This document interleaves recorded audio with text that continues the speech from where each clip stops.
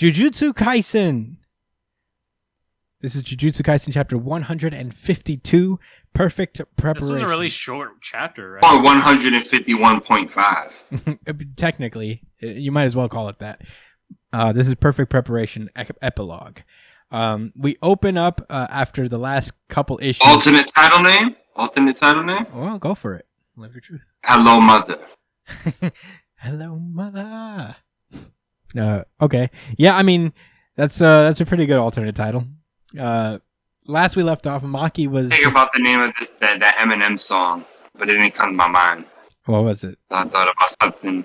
Man, I don't know. Whatever Eminem song where he was just talking about his mom. Oh, you mean the 12 of them? The 12 songs where he's just like, I hate my man. So many of them.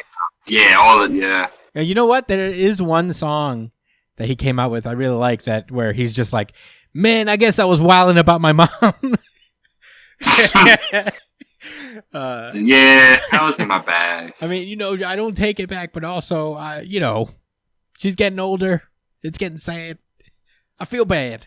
It's a good song. I really like it. It's like character development. Raw. It was like character development for Eminem. But in any case, Maki is still in her Eminem mode, where she's just like backing up her mom. Her mom, like, she goes to see her mom. Her mom is terrified, like, whoa, why are you here? And she goes, back then, why did you tell me to come back? Yeah, this is a little weird, where she's like, back then, why did you tell me to come back? And her mom does. When did she tell her to come back? Before. Was that when she was walking to the chamber before her dad sliced her? Yeah, I think right before that, she was like, don't go in there. But she was like, not specific about it. She was just like, come back. It didn't seem like she was doing it from a caring point of view. Yeah, no. I remember her just like scolding her, like, don't go. You don't belong there, you bastard child that I wish I never had. You don't belong in there. Something like that, Yeah, one of those. You know that there's no girls allowed in the workshop. And yeah, I guess that's how I felt, but I guess she was trying to warn her. She's just like, what are you talking about? No, don't, as Maki approaches her. And the only thing we see is just like blood splattering the walls. We then cut over to Naoya, who surprisingly survived. I told you he survived. It's 2 times I had to eat my words, man. I thought that Conjuro was for sure dead. I thought page 1. I'm getting ahead of myself. Well, we'll get there when we get there. Yeah. I mean, honestly, I wasn't like, he's for sure. I said, I think he's dead. And can I be blamed? His head was caved in. I mean, yes, you can. He doesn't never doubt me again, bitch. He doesn't look great here. He's not having a good time here. He's like crawling on his legs, like, she couldn't finish me off.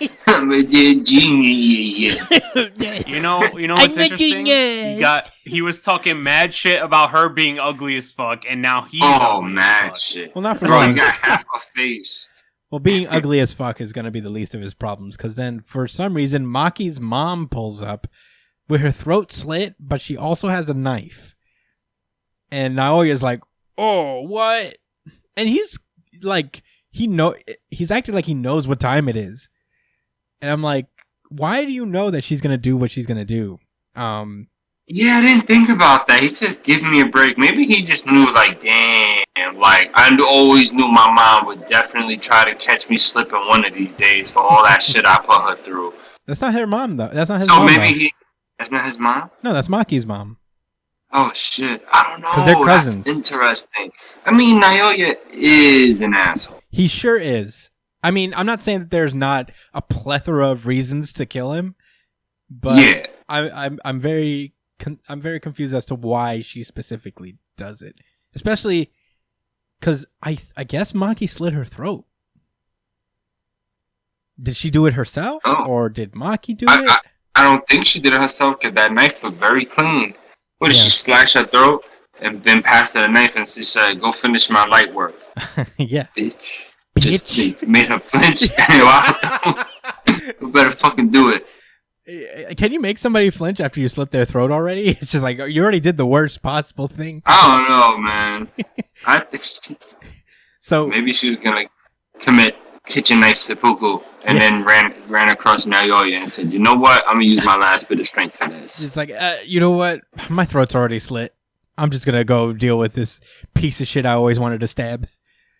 So yeah, as Naoya was trying to get away, she just, I guess, falls on him, plunging the entire knife in his back. And she thinks to herself, as I guess in her last moments, where she thinks, I'm so glad I gave birth to you, as she's imagining herself on a field with Maki and Mai. This is the time where you felt that? Man, it would have been nice to hear that earlier. Maybe she hates the Zenin clan too. Yeah, I mean, I'm sure she does. She's like, we all deserve this. Like Itachi's parents, when they was like, yes, it's okay, Itachi. You know what's funny? Yeah, this is the right thing. You know what? I remember that scene, and it was just like, it's more that they weren't like, this is the right thing, but they were like, we can't be mad. You caught us. Yeah, you're right. That was more so what it was. Just watch after your little brother. Like, they're like, we're still gonna go through with this. So Itachi, you're a splendid boy, and you're very talented. So we know you're gonna smoke. Good job, boy. You killed our entire angry. Attaboy. Slit my throat, son. I'm so proud of you. So, after that, Maki starts going down some stairs. She runs into the broom girl from Kyoto. The broom girl. That is what she is going to forever be named until I have a reason to. She actually remember that little moment she had. She had that one cool move where she was just like, I'll airbend you a fucking... And your man broke it with his hand and said, bah! It was drawn cool, though, and that's all that matters. It was drawn cool. It was like a wind sight. Yeah. She's like, oh, Mike, I told you. I told you not to go. And then Maki just, like, leaves Mai's body with her, and she's like, she's in your hands now. Broom Girl's like, what are you going to do now? What are you going to do now, Maki? As Maki silently walks away. And the last page we get is just a blank page where it's explained that those from the Zenin clan that weren't there would soon die violent deaths. 6 members of the Hei and 21 members of the Kukuru unit. So, yeah, Maki went on to kill her entire family, top to bottom almost, except for, I guess, presumably Megumi. Days later... Well, technically... Yeah, no, I think she's cool with him. I think they'll be the last remaining Zenin. So days later, he's not jacking me. They good. Yo, imagine that. Imagine when Megumi hears, he's just like, whew. I'm lucky I grew up separate from these assholes. Thank God. Thanks, Dad. Wow, Dad really saved me by, I guess, dumping me off somewhere. Speaking of dumping somebody off, she literally gave her twin sister's body and said, yeah, I guess bury her or something. I don't know. Figure it out. I got more work to do. I got more slaughtering to do of my own family. And she says that's why I told you not to go. You see, what she does, what's not written there is that she probably told her, like, what are you going to do when you get there? Suck and die? You're going there to commit sacrifice? Hey, bud, what's your plan? Like people love you. That's probably what that was the conversation. She was like, you don't have to do this. You have people that love you. You can just chill and be low key and let us kind of handle what's the important stuff. Is that we don't know the circumstances as to why Mai went. Yes, because there was zero buildup, and it's like, what are we going to get it after the fact? For what? I hope so. I mean, look, this chapter is short. And to close it out, we actually learned that the Gojo and the Kamo clans got together and proposed removing the Zenin clan from the big 3 families. But they're like, they're all dead. Do we need them around? Are they even relevant right now? And let's sweep it under the rug. Jujutsu headquarters is keeping their verdict on hold. So they didn't say yes quite yet. I guess they're, holding out their verdict until they see Megumi again or Maki. But yeah, this is a 9-page chapter, 10-page chapter actually.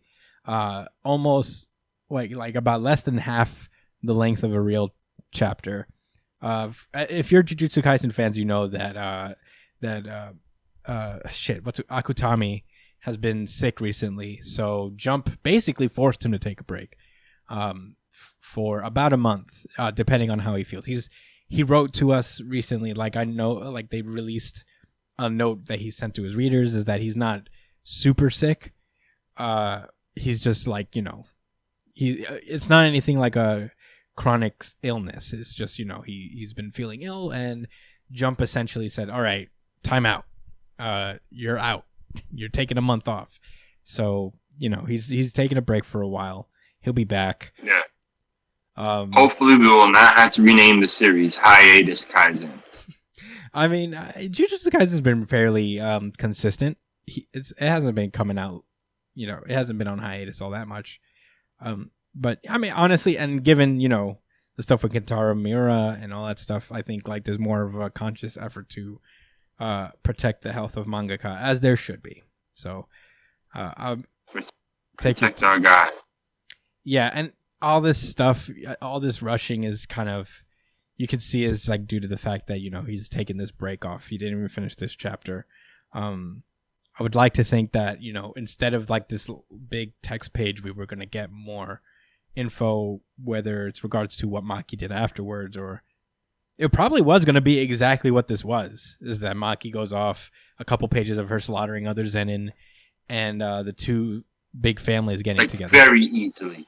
Yeah, very, not even a problem styles. But then each of these groups, one panel each. Yeah. Heads lopped off. Yeah. Bodies tossed, ravaged, Yeah.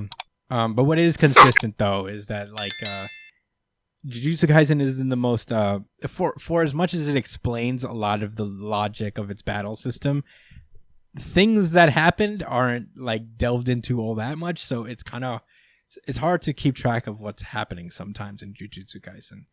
And this is no exception, because I have no idea what happened between Maki and her mom. I don't know what happened with Naoya and Maki's mom, all that stuff. It feels a little, like we don't know what specifically happened. Yeah, it feels like a page is missing. We know generally what happened. Yeah, we know what literally happened, but we don't know the context of certain things. So it's hard to kind of speculate what any of this really means. And I mean, unless you guys in the comments have stuff that you can inform us to, please do comment below, let us know, or email us at newjumpcitypod@gmail.com. I'd love to know if I missed anything personally. So let me know if you have any context that we haven't seen yet.